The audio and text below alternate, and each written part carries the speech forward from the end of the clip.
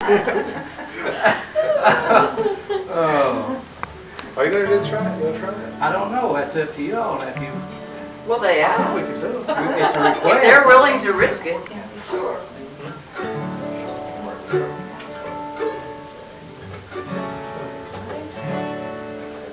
Take a minute to work the chords out. This right here is probably the one, if not the best, he's close to being the best banjo player in this whole wide world. Standing right here. So y'all get to hear Edwin Lacy today and do all those runs up and down the neck. I'll embarrass him good. You are right.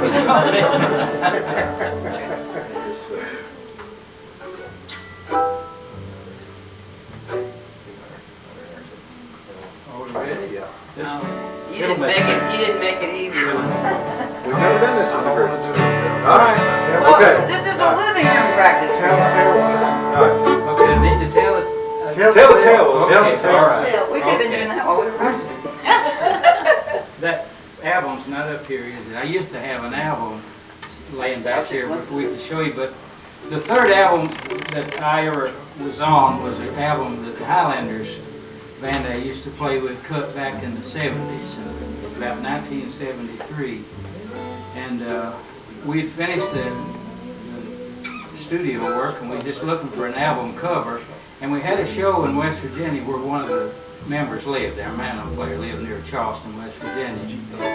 So when we got up there that day, we asked Warren what he thought would be a good album cover. Did he have any ideas? And he said, well, I do. He said, there's a boat that sits on the Kanawha River down near South Charleston that would be a really good picture if we could get on that boat and have a picture made. So he called up the man. His name was P.A. Denny, and he named the boat the Robin D. after his granddaughter, Robin. And so he said, yeah, he'd be happy to do that. So he backed the boat around, and we got on it and had a photographer from Charleston to come down and take her picture, and it turned out really well. And then he took us on board and showed us this beautiful boat. It's a 3-decker, big old stern wheeler, and it's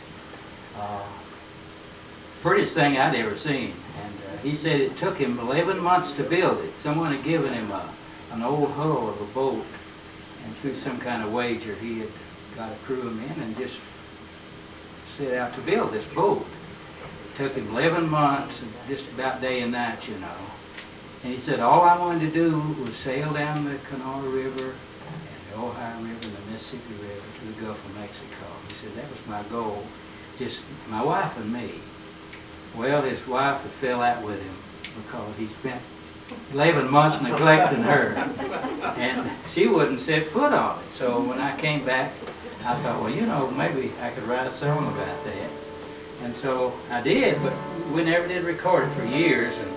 And Alternate Roots recorded when Scott and me and Tony Tessman, Katie Taylor, and all the rest of the kids. When Edwin abandoned us? After Edwin abandoned us and went off to seminary. But anyway, I don't even know if they've ever heard this song or not. Have you ever heard this? Have you? Okay. It's on Nostalgic Living. Oh, okay. Well, that album and album covers on display at the store. Okay. In the dairy department over top. Is that right? Yeah, got it over there. That's, thank you. You're responsible for that. No, I'm not. Dave Wiggins is. Okay, all right. I just remember that, sorry. Everybody ready?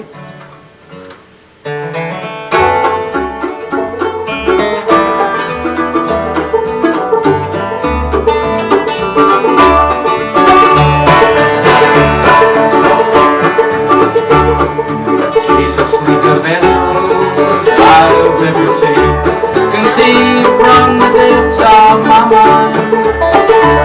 From the ground built her and fit to see, and we christened her the Robin D. For 11 months I labored with one main goal in mind, christen her and take her down the river to the sea.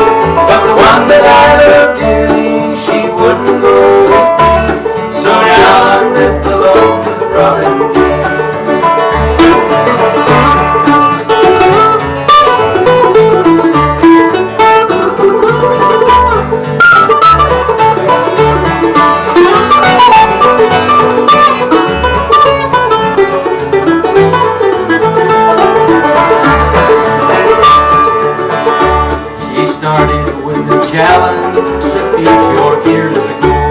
A venture well designed to keep my pride. And just like I imagined, she turned out to be that South River gold melody. For 11 months I labored with one main goal in mind, to christen her and take her down the river to the sea. But the one that I loved dearly, she wouldn't go with me, so now I lived alone with Robin.